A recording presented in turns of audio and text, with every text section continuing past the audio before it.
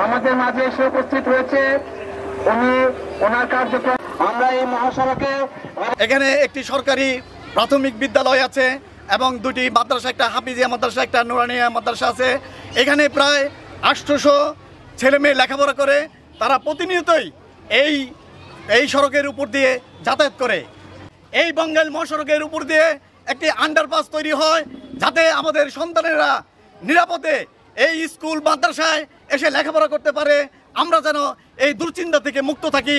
টাঙ্গাইল বঙ্গাইল মহাসড়কের মাঝখানে অবস্থিত মীরের বেতকা গ্রামের এখানে দুটি শিক্ষা প্রতিষ্ঠান, একটি সরকারি মাদ্রাসা এবং সরকারি প্রাথমিক বিদ্যালয়। এখন এখানে আমাদের একটি নির্বাচনের ভোট কেন্দ্র অবস্থিত। এখানে 5-6 গ্রামের লোকজন প্রতিনিয়ত এখানে চলাফেরা করে। এখানে একটি আন্ডারপাসের বিশেষ জরুরি প্রয়োজন যাতে এই স্কুল প্রতিষ্ঠানের এবং বাজারের লোকজন এবং গ্রামের লোকজন যাতে সঠিকভাবে নিরাপদে চলাচল করতে পারে। ভালোভাবে মাদ্রাসা আসার জন্য একটা আন্ডারপাস চাই।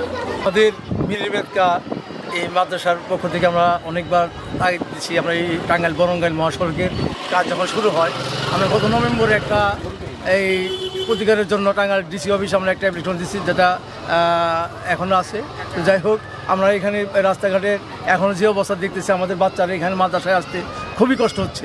বাচ্চাদের এই আসা যাওয়ার মধ্যে গার্জেনদের এবং অভিভাবকদের চরম একটা উৎকণ্ঠা, কখন কি হয়ে যায়। তো আমাদের একটাই দাবি বাচ্চাদের লেখাপড়ার সুবিধার্থে এখানে একটা আন্ডারপাস নির্মাণ করা অতি জরুরি। যে কোনোভাবে হোক আমরা সরকার উচ্চ মহল থেকে আমরা আশা করতেছি যেন আমাদের এই বাচ্চাদের সুবিধার্থে বা লেখাপড়ার সুবিধার্থে এখানে আন্ডারপাস নির্মাণ করে দেওয়া হয়। আমাদের এই একটাই দাবি।